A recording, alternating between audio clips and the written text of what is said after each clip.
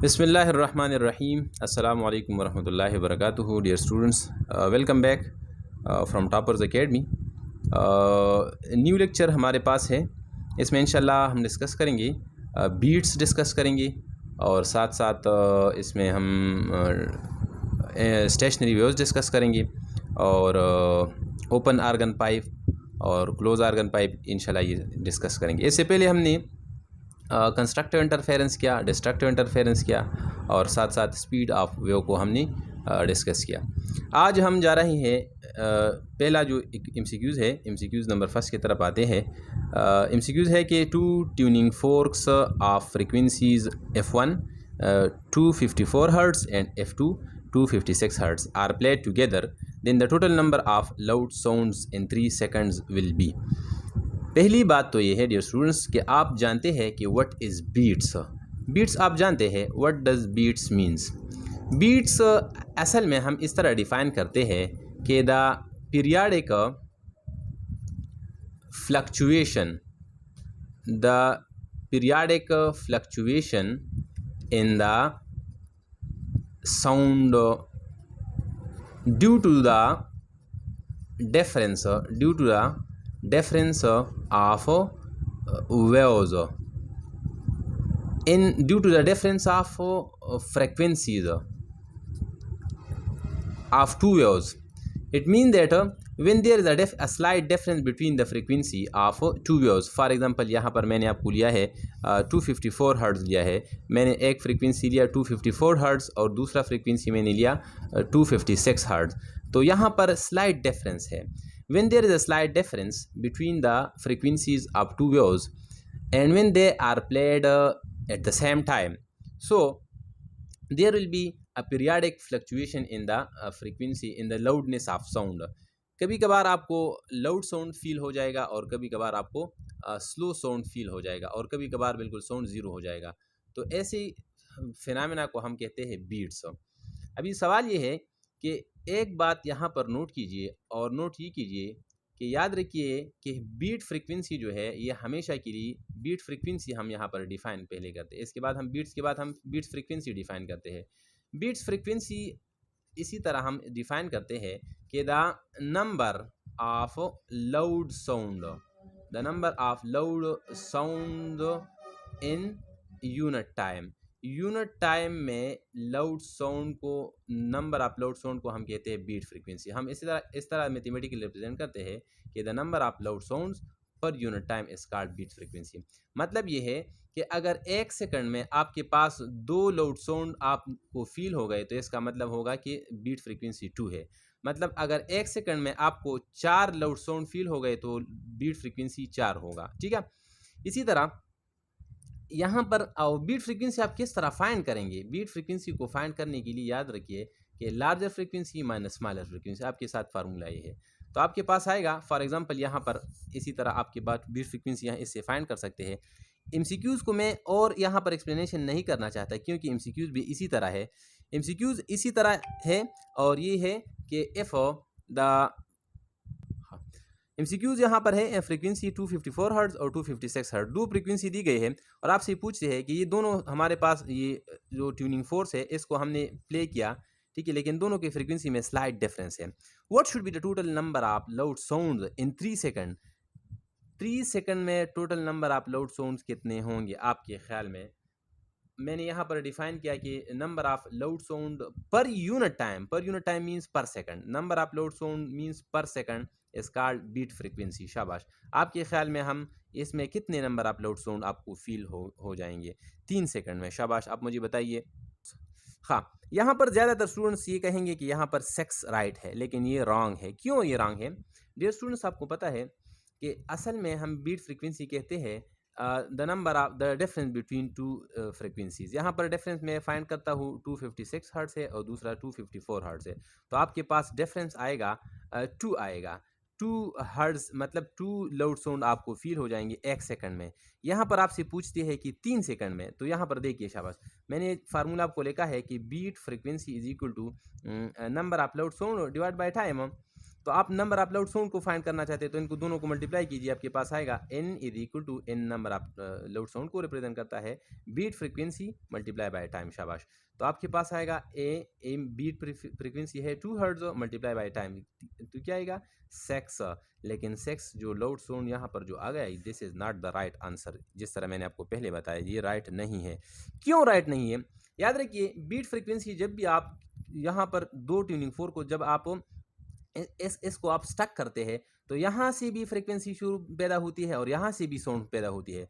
दोनों की में जब साउंड पैदा होती है तो याद रखिए initially there is no difference between their sounds, मतलब at time t equal to 0 there is no difference between the frequencies में कोई भी डिफरेंस नहीं है होती।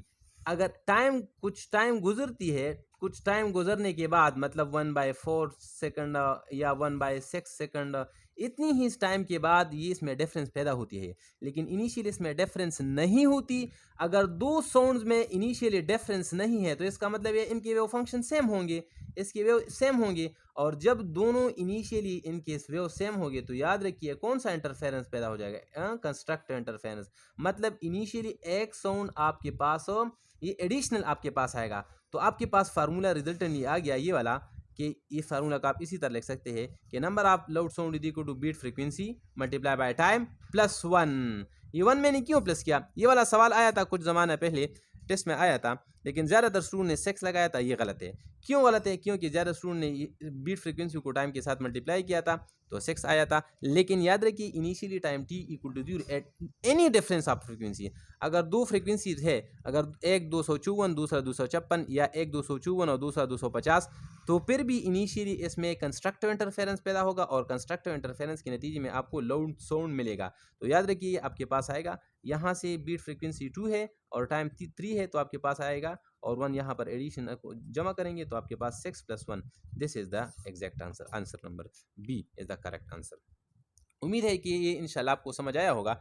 इसके बाद अगर मैं किसी सवाल इसी तरह आ गया कि एक फ्रीक्वेंसी है 254 हर्ट्ज और दूसरा फ्रीक्वेंसी है 250 hertz, then what should be the frequencies, the beat frequencies.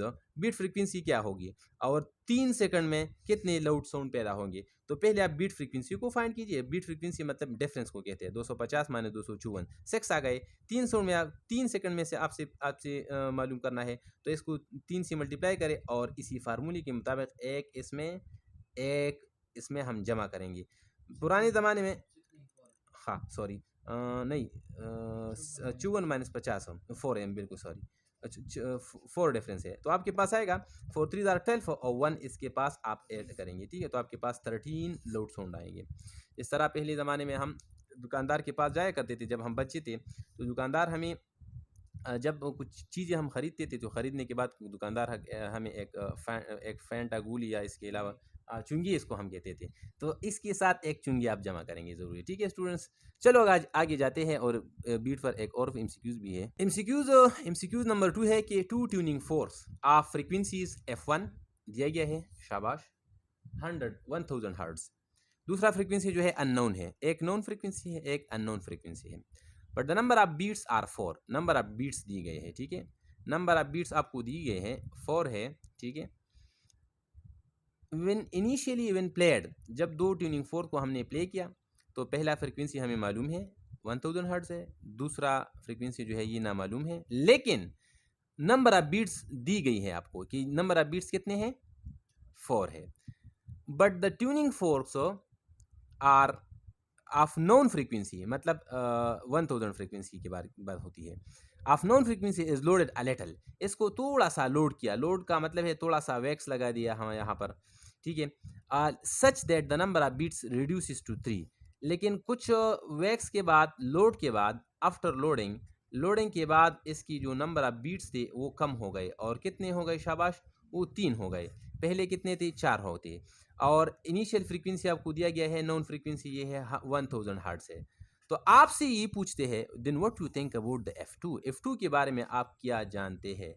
शाबाश, कौन मुझे बताएगा? शाबाश बच्चों, वीडियो को पास कीजिए, खुद सोचिए और सोचने के बाद आप फैसला कीजिए, फिर मेरी भी सुनिए। शाबाश, माना प्लेयर शू। हाँ डियर स्टूडेंट्स, यहाँ पर 2 पॉसिबिलिटीज़ है, शाबाश सुनिए। पॉसिबिलिटीज़ क्या है, यहाँ पर लाइन ड्रा किया मैंने। बीट फ्रीक्वेंसी आप कहते हैं कि दो फ्रीक्वेंसीज में डिफरेंस हो। यहाँ पर आपके पास है बीट फ्रीक्वेंसी आपको कितनी दी गया है, नंबर ऑफ बीट्स कितने हैं, 4 है। मतलब इन दोनों के दरमियान F1 और F2 के दरमियान डिफरेंस कितना है, ये तो हमें दिया गया है 4 है, 4, ठीक है इनिशियली। और इसके बाद भी दी गई है कि F1 और F2 के दरमियान जब F2 को वैक्स लगाया गया, जब इसको लोड कर दिया गया, number of beats reduce to 3। अभी सवाल ये है कि F2 क्या होगी। F2 के बारे में कौन मुझे बताएगा, शाबाश, किसी ने भी नहीं बताया। अभी मैं आपको बताऊंगा, सुनिए। यहाँ पर दो पॉसिबिलिटी है। पहली पॉसिबिलिटी तो ये है कि या तो अगर F1 हमारे पास है 1000 हर्ट्स है, या तो F2 आपके पास होगी 1004 हर्ट्स होगी, या F2 आपके पास होगी 996 हर्ट्स होगी।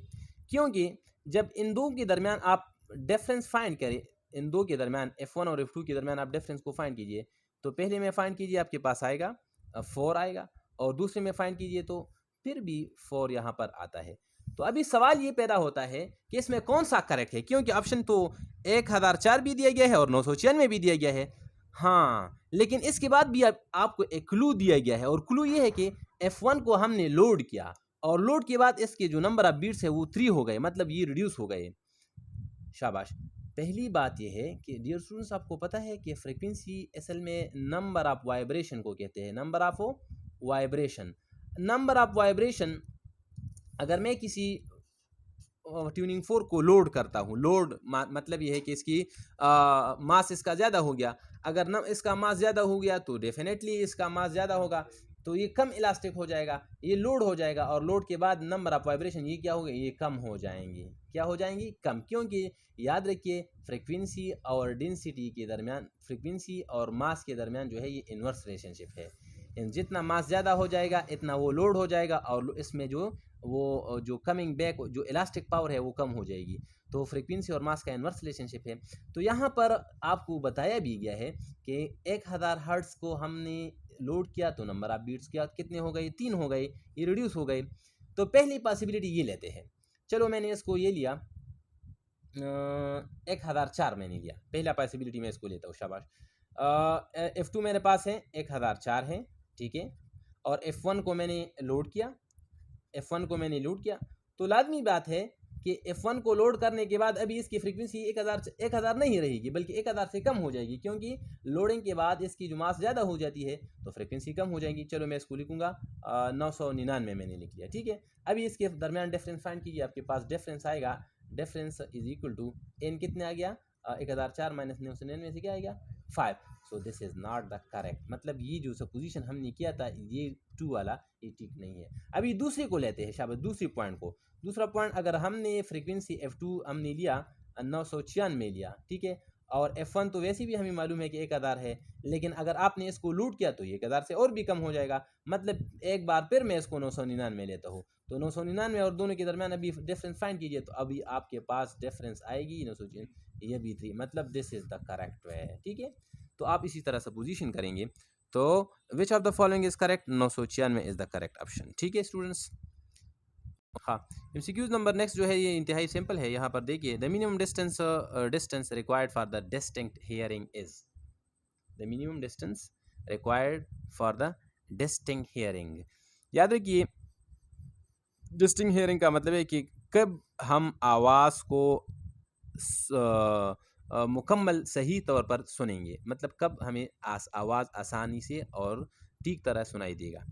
तो याद रखिए, आपने इको के बारे में सुना है, इको आप जानते हैं, yes, echo is actually the reflection of sound waves from a hard surface, ठीक है। जब रिफ्लेक्शन ऑफ साउंड, आप एक साउंड को जब यहाँ से एक साउंड चला गया वापस यहाँ पर आ गया, यहाँ पर हमारे पास एक डिवाइस है, हेयरिंग डिवाइस है, तो अगर इनके दरमियान टाइम डिफरेंस 0.1 सेकंड से या 1 सेकंड से ज़्यादा है या इसके बराबर है, तो ये आपको आसानी से और सही सुनाई देगा। अगर इससे टाइम डिफरेंस कम है तो याद रखिए our what we can say our hearing device, कान के बारे में कहता हूँ, our hearing device does not have the ability to fluctuate at a speed less than 0.1 second.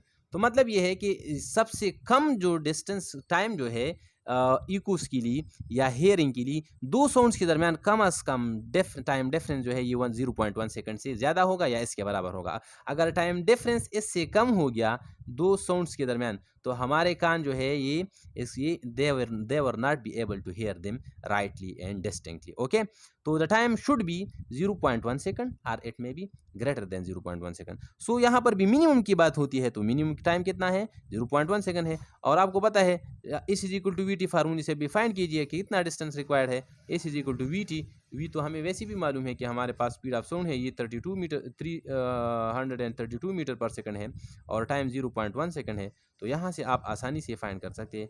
अगर इसको मैंने 34 लिया तो और भी आसान हो जाएगा। आपके पास आएगा ये हो गया एस इज इक्वल टू 33.4। इसको आप, हाँ यहाँ पर अभी देखिए 33 तो इसमें यहाँ पर 34 तो दिया गया है, लेकिन याद रखिए the minimum distance required for the distinct hearing, यहाँ से अगर साउंड शुरू हुआ तो इसको हम कहते हैं जाने वाला टाइम और वापस आएगा इसको हम कहते हैं आने वाला टाइम। तो मतलब ये 33.4 सेकंड या 34 सेकंड जो है ये टोटल टाइम है। एक तरफ वाला टाइम जो है ये कितना होगा, इसको 2 पर डिवाइड कीजिए तो आपके पास आएगा 17 metre should be the minimum distance required for the distinct hearing. मतलब option number B is the correct. ज़्यादातर स्टूडेंट्स ये टेक करते हैं लेकिन ये गलत है, क्योंकि this is the total time for the speed for the sound in for going and वापस और गोइंग ठीक है, तो ये हमारे पास, हाँ डियर स्टूडेंट्स, और इससे ज़बरदस्त बात, एक और ज़बरदस्त बात है कि अगर एक साउंड 17 मीटर से कम फासले पर है, आप मतलब आप 16 मीटर के फासले पर है या 15 मीटर या 4 या 12 मीटर के फासले पर है और एक साउंड वापस आ गया, वो आपको वो सही सुनाई नहीं देगा। इसको हम एक और फिनोमेना कहते हैं जो आपके बुक में भी है, इसको हम कहते हैं रेवर्बरेशन। ये मैट्रिक में ज़्यादातर है लेकिन आपके बुक में भी है, तो इसको फिर हम कहेंगे रेवर्बरेशन। ठीक है स्टूडेंट्स, चलो आगे जाते हैं एमसीक्यू नंबर 4। स्टूडेंट्स ये वाला सवाल जो है ये बड़ा चटाखदार सवाल है, इसमें मैंने थोड़ा सा मसाला भी डाल दिया है। और सवाल ये है कि for the same tension same है वो टेंशन की बात नहीं होती जो आप टेंशन लेते हैं, वही टेंशन नहीं है यहाँ पर। टेंशन का मतलब ये है कि इसमें रस्सी पर जो फोर्स पर यूनिट लेंथ लगाया गया है। ठीक है, टेंशन यहाँ पर, टेंशन से मुराद टाइट कहते हैं। ठीक है, और टेंशन अगर नहीं है तो लूज होगा वो कार्ड। ठीक है, फॉर द सेम टेंशन, अगर टेंशन सेम है T1 is equal to T2 in two cards, what should be the ratio of speeds of the two waves if their radii are 1:2? Radii आपको दी गई है, radius जो है R1:R2 जो है ये 1:2 है। मतलब पहले का रेडियस जो है ये कम है, दूसरे का ज़्यादा है, और टेंशन जो है ये दोनों में सेम है। मतलब दोनों कार्ड जो है बिल्कुल सेम टाइटली है, फोर्स पर न्यूटन जो है ये सेम है। तो अभी speed of wave in the card क्या होगा, speed of wave in the card क्या होगा, मतलब what should be the speed आपके ख्याल में इन दोनों में। चलो इसको मैं थोड़ा सा मोटा बनाता हूँ, क्योंकि मैंने जो R2 लिया है इसको मैंने 2R1 लिया है। 2R1 का मतलब है कि R1 से डबल है। हाँ, ये आसान अल्फाज में, अगर ये 1 सेंटीमीटर है रेडियस तो ये 2 सेंटीमीटर होगा। ठीक है, हाँ तो अभी इसमें स्पीड क्या होगा आपके ख्याल में, स्पीड कौन से वायर में ज़्यादा होगा या कौन से वायर में कम होगा, या बराबर होंगी या 1:2? Which of the following is correct answer? ज़्यादातर स्टूडेंट्स तो मुझे पता नहीं है, लेकिन मोस्टली स्टूडेंट्स ये कहेंगे कि 1:1 या ज़्यादा स्टूडेंट्स ये कहेंगे कि 2:1। हाँ, आपके ख्याल में क्या होगा, मुझे भी पता नहीं। चलो आगे जाते हैं, इसको हल करते हैं। शाबाश।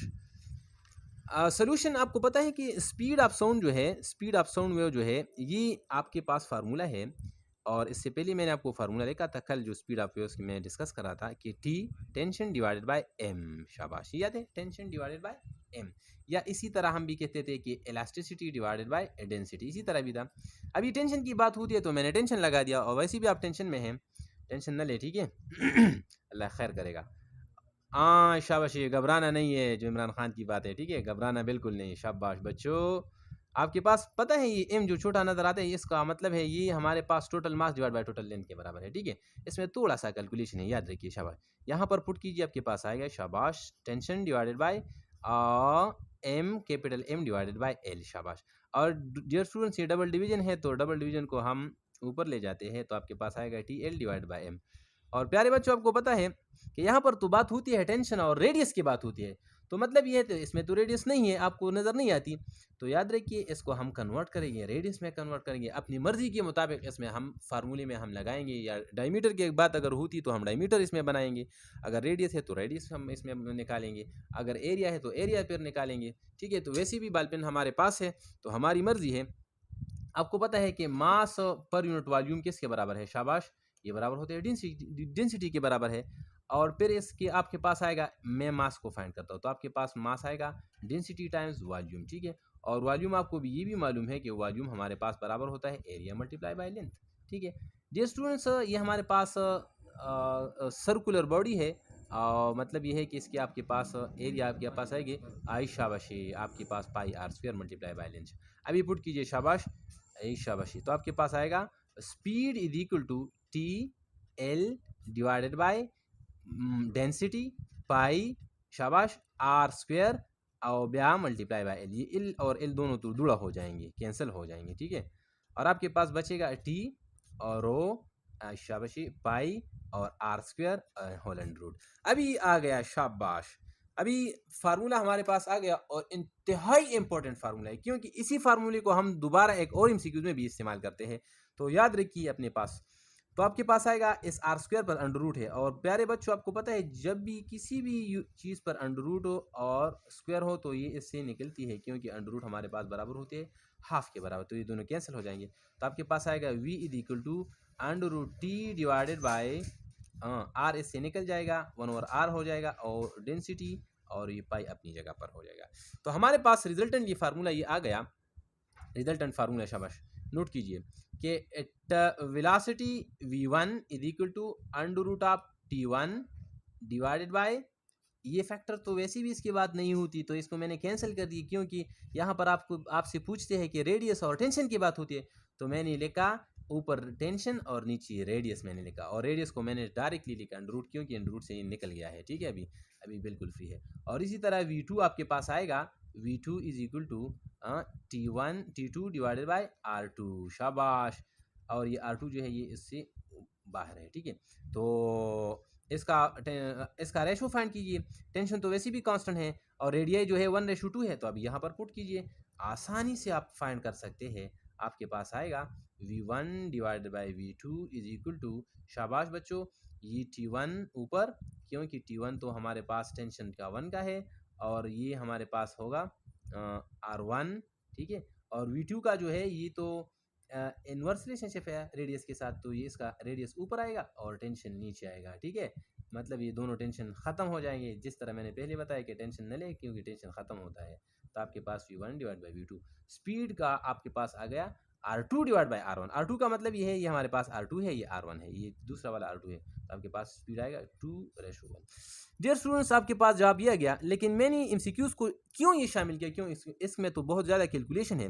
MCQs को मैंने इसलिए शामिल किया डियर स्टूडेंट्स कि आपको पता लग जाए कि ये वाला टेंशन और ये वाला मास, ये सिर्फ और टेंशन और मास नहीं है, इसको आप इन टर्म्स ऑफ रेडियस भी लिख सकते हैं, इन टर्म्स ऑफ डायमीटर भी लिख सकते हैं, इन टर्म्स ऑफ एरिया भी लिख सकते हैं, इन टर्म्स ऑफ डेंसिटी भी लिख सकते हैं। हाँ, कैसे लिखेंगे? इधर देखिए, इधर यहाँ पर आपको रेडियस नज़र आता है, यस आपको रेडियस तो नज़र आ गया, रेडियस आपके पास रिजल्टेंट फार्मूला आ गया, tension divide by radius. Radius तो आपको पता है कि रेडियस हमारे पास D/2 के बराबर है, तो यहाँ पर आप डायमीटर भी पुट कर सकते हैं, मतलब आपके पास D/2, इसी तरह भी आपके पास वेलोसिटी आ सकती है। ठीक है, इसका मतलब अगर डायमीटर दिया गया है तो डायमीटर के साथ इनवर्स रिलेशनशिप है, अगर रेडियस है तो रेडियस के साथ इनवर्स रिलेशनशिप है, अगर डेंसिटी भी फाइंड कर सकते हैं, और टेंशन से, मतलब ये सारे फैक्टर्स अभी आसानी से हल कर सकते हैं। लेकिन ये वाला फार्मूला अपने साथ नोट कीजिए। ठीक है, चलो आगे जाते हैं। असल में स्पीड हम इसी तरह डिफाइन करते हैं कि the coming back of waves या the coming back of the material to its initial position. तो यहाँ पर अगर वायर मोटा है तो इसमें मास ज़्यादा होगा, और मास ज़्यादा होने का मतलब ये है कि इसकी इनर्शिया ज़्यादा होगी, इनर्शिया ज़्यादा होने का मतलब ये है कि ये अभी अपनी पोजीशन को आसानी से नहीं आ सकता, तो यहाँ पर स्पीड कम होगी, यहाँ पर ज़्यादा। याद रखिए आसान सी बात, जो वायर पतला होगा मुझ जैसे, तो ये इसमें स्पीड ज़्यादा होगा, एनर्जेटिक होगा। और जो मोटा होगा तो वैसी भी गठी नुलटी हमारे पुश्तो एक मतल है, जितना वो मोटा होता है वो उतना लेजी होता है। अगर आप में से कोई मोटा हो तो इसके लिए माजरत। हाँ, एमसीक्यूज हमारे पास है नेक्स्ट। ये इससे भी ये बड़ा मजाक है, इससे भी बड़ा मजाक है, इसमें थोड़ा सा मसाला भी मैंने डाल दिया है।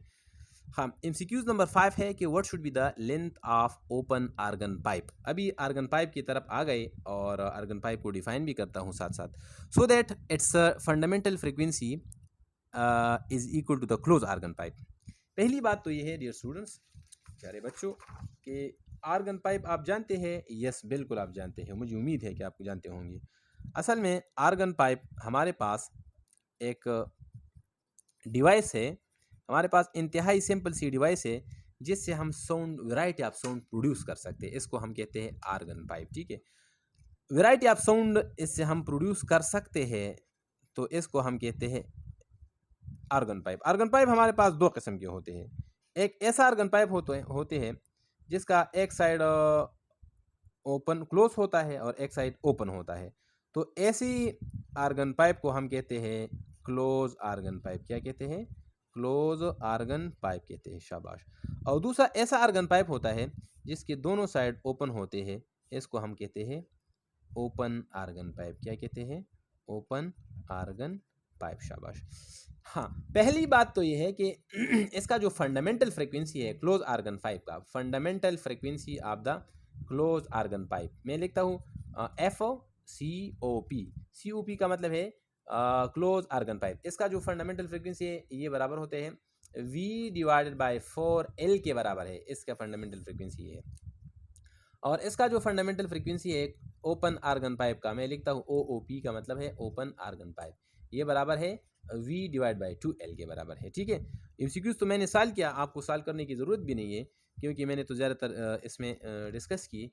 यहाँ पर आपसे सवाल पूछते हैं कि what should be the length of open organ pipe so that its fundamental frequency is equal to the close organ pipe. जिस तरह सवाल पूछा गया है इसी तरह मैं इसको सॉल्व भी करता हूँ। शाबाश। देखिए, हाँ, फ्रीक्वेंसी फाइंड करने हैं।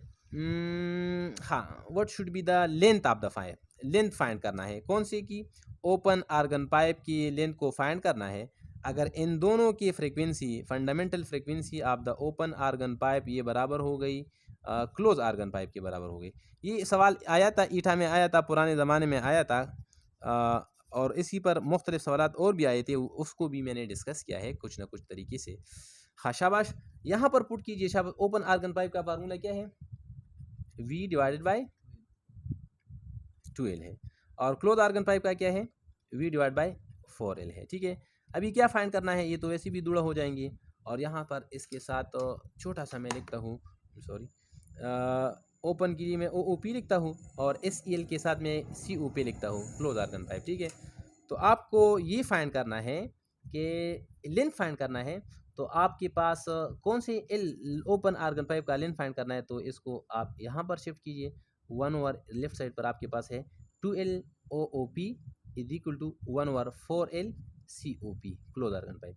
यहाँ पर इसको फाइंड करने के लिए आप इस यहाँ पर शिफ्ट कीजिए, क्रॉस मल्टीप्लिकेशन कीजिए। शाबाश। तो आपके पास आएगा length of the open organ pipe is equal to 4 times of the close organ pipe COP / 2। So length of the open organ pipe is equal to, ये आपके पास आएगा 2 times of the close organ pipe.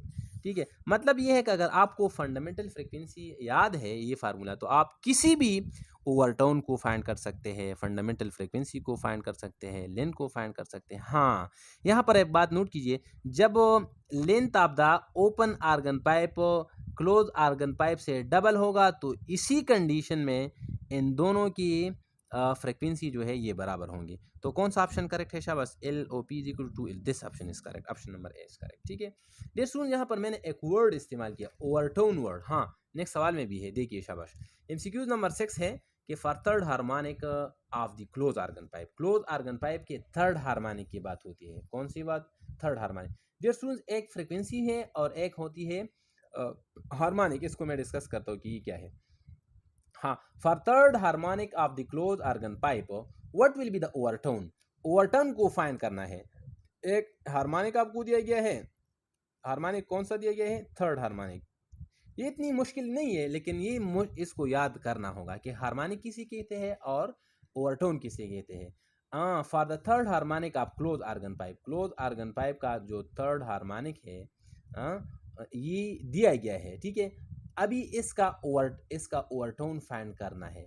Overtone आप जानते हैं? Yes मैं जानता हूँ, देखिए शाबाश। ओवरटोन याद रखिए, ओवरटोन हमेशा के लिए बराबर होता है क्लोज आर्गन पाइप में। डियर स्टूडेंट्स, यहाँ पर एक बात है, इंतहाई ज़रूरी बात है, मैं यहाँ पर डिस्कस करता हूँ शाबाश। मैंने ये मुझसे भूल गया कि हमारे पास जो क्या होते हैं क्लोज और ओपन आर्गन पाइप होते हैं। ओपन आर्गन पाइप में हमेशा के लिए ये ओपन जगह पर जो है ये हमेशा के लिए क्या बनेगा, यहाँ पर ये बनेगा एक चीज़ बनेगा जो अभी मैं बताने वाला हूँ, और आप अपने साथ नोट कीजिए। डियर स्टूडेंट्स, आपको पता है कि जब दो वेव्स हमारे पास मिलते हैं, इसको हम कहते हैं स्टैंडिंग वेव्स, तो इसी के मुकाबले में इस वेव्स में मुख्तलिफ पोजीशन होती है। एक जो है मीन पोजीशन से सबसे ज़्यादा फासले पर होते हैं, इसको हम कहते हैं एंटी नोड, और जो मीन पोजीशन पर वाक़या होते हैं इसको हम कहते हैं नोड्स, ठीक है। इसको हम क्या कहते हैं? नोड्स। याद रखिए कि हमेशा के लिए ओपन आर्गन पाइप में हमेशा के लिए नोड्स बराबर होते हैं एंटी नोड से एक टाइम ये ज़्यादा होगा। क्या होगा? एंटी नोड से एक टाइम ज़्यादा होगा, ठीक है। नोड्स एंटी नोड से ज़्यादा होंगे।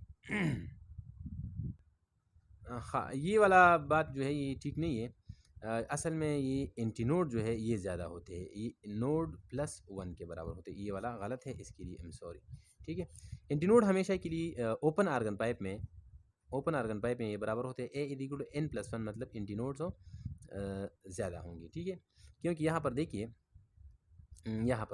जो मैंने बनाया है ये हमारे पास एंटी नोड है, ये वाला भी एंटी नोड है, और ये वाला भी एंटी नोड है।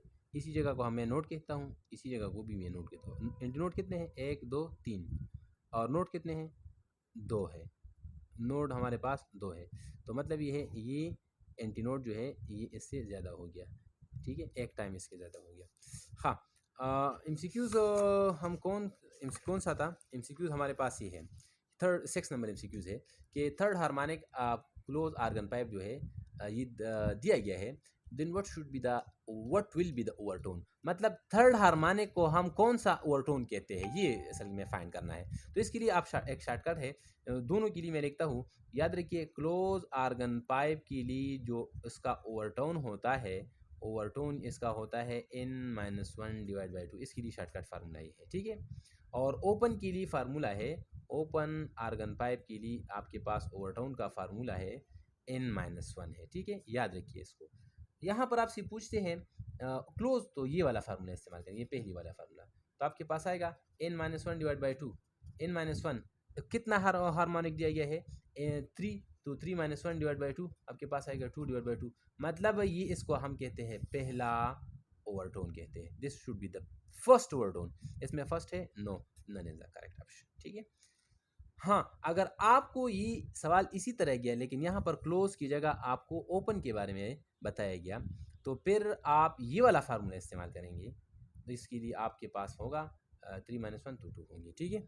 और प्यारे डॉक्टरान और इंजीनियरानों, यहाँ पर ये आपने ये याद करना होगा कि ओवरटोन और हार्मोनिक में क्या फ़र्क है। याद रखिए, मैंने इससे पहले भी आपको बताया कि ओवरटोन के लिए आपके पास क्लोज आर्गन पाइप के लिए जो ओवरटोन है ये n-1/2 ये वाला फार्मूला होता है, और ओपन आर्गन पाइप का जो फार्मूला है ओवरटोन को फाइंड करने के लिए n-1 है, ठीक है। हाँ प्यारे बच्चों, आपको पता है एक इम्पॉर्टेंट बात ये है कि यहाँ पर आपको पता है कि क्लोज आर्गन पाइप में हमारे पास जो फ्रिक्वेंसी इंक्रीज़ होती है वो nth फ्रिक्वेंसी जो है ये फर्स्ट फ्रिक्वेंसी इसी तरह होती है। फ्रिक्वेंसी 1 टाइम इंक्रीज़ होती है, इसके बाद 3 टाइम इंक्रीज़ होती है, इसके बाद